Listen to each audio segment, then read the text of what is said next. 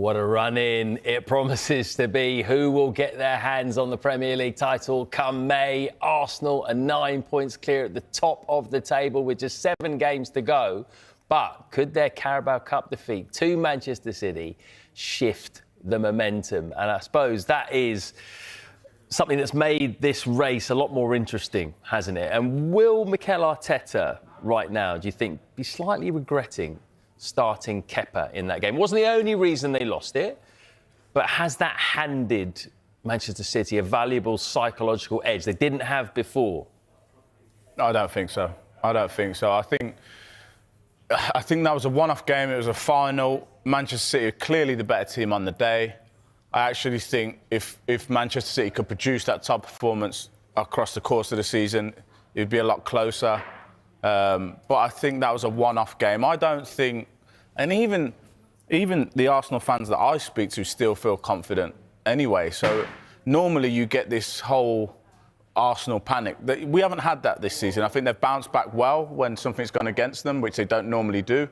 And they're now in a position where they can actually still lose that game to Manchester City, and as long as they look after the other games, they still are the winners of the Premier League. So it's all in their hands. I think the manager has learnt his lessons, valuable lessons from seasons gone past, and the players.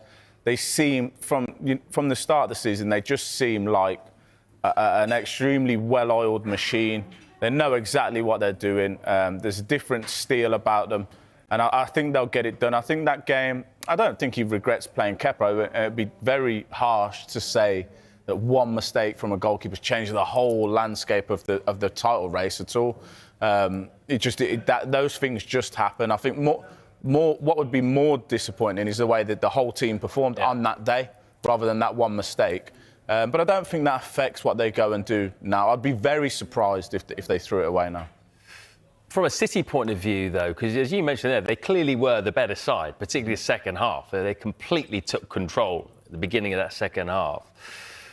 Do you think that could click them into gear here and they could go on to win every game from here on in? They can do. That would be a good reference point for the manager to say, look how we can perform when we get it right. And they could possibly go on and do that in every game that they've got. And I think they win every game then. Unfortunately for them, if Arsenal do their job, they still don't win it because they've left too much of a gap now because of the inconsistencies of the season. But they were very good on that day. They just showed everybody we're still around.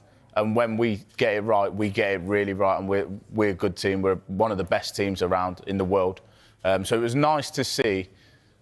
if you're not an Arsenal fan, it was nice to see that Manchester City can still perform on that level and dominate any team. They just haven't been able to consistently do that all season. Yeah.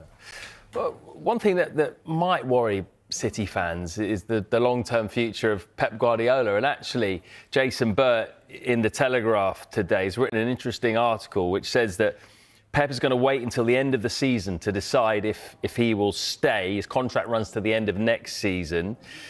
He's yet to make up his mind, wants to analyse in May where City are under him, how he feels, and then decide, which is very interesting if that is the case. Now, he's always seen out his contracts, Pep Guardiola, but the fact that it's apparently so on a knife edge hasn't been decided yet. Would that worry you if you're a City fan? Yeah, because you cannot replace Pep Guardiola at all. There's no one out there that I think they bring in and everyone feels as comfortable with. But it is going to come to an end at some point. He's going to leave Manchester City. He's been there, 10 seasons, I think. They've won everything. I think it'll come down to if he feels like there's nothing left for him to do there and he can't get the best out of those players, he'll walk on. But for the Manchester City fans, yes, it's a concern because where you're going to go from there. We've seen other clubs lose, Jurgen Klopp at Liverpool, and I know they won last year, but now it doesn't seem the same. Obviously, Sir Alex Ferguson, these big, really integral managers leave, and it's taken the club a few years to get going and get over that. So it's a concern, but my thing is, it's going to happen at some point. He's not going to be there forever, so... I don't know. It'd be wise of the club to try and start looking for someone in case. I feel like with Pep, he might wake up one day and go, that's enough.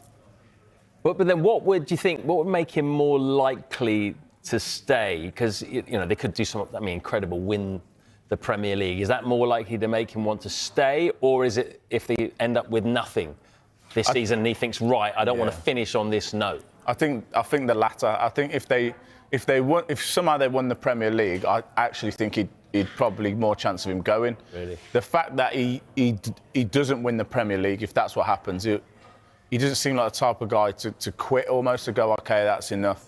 It's like, well, I want to go out on a high. And so he should go out on a high because he's been unbelievable for the Premier League and for Manchester City. So I feel like if they don't win it, he probably stays because he's got a little bit more to get his teeth into. And you mentioned there's something that you need to plan for. It's very hard to plan for because he is going to go eventually. And actually, in this Jason Burt article, he mentions that City are hopeful he'll stay, but just in case, they are putting together a contingency plan. And 3 managers are mentioned on their shortlist: Enzo Maresca, Xabi Alonso, and Vincent Kompany. Now, they might not all be available. Presuming all 3 of those are available whenever Pep leaves, who do you think would be the best fit to follow Pep Guardiola? Well, if we're playing the game of they're all available, I would like to see Vincent Kompany in there. I just think what the player that he was, what he means to that football club. Pep Guardiola started off his coaching and managerial journey and what he learnt from him. It would be a nice full circle moment if he went back in there. I think